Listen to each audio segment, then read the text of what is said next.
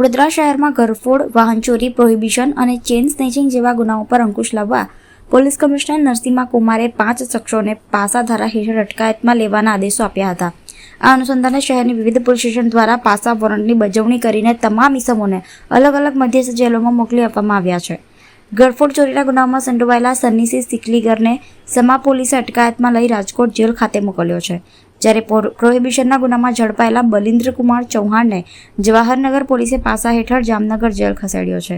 Chain સ્નેચિંગના ગુનામાં સંડોવાયેલા Sachinsinh સિકલીગરને Makarpura police સ્ટેશને અટકાયતમાં લઈને રાજકોટ જેલ મોકલ્યો છે।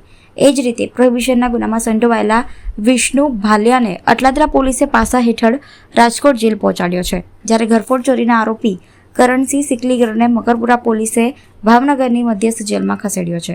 પોલીસ કમિશનરના જણાવ્યા અનુસાર શહેરમાં ગુનાહિત પ્રવૃત્તિઓને નિયંત્રિત કરવા અને કાયદો સુકાન જાળવવા માટે પાસા હેઠળની આ કડક કાર્યવાહી આગળ પણ યથાવત રાખવામાં આવશે।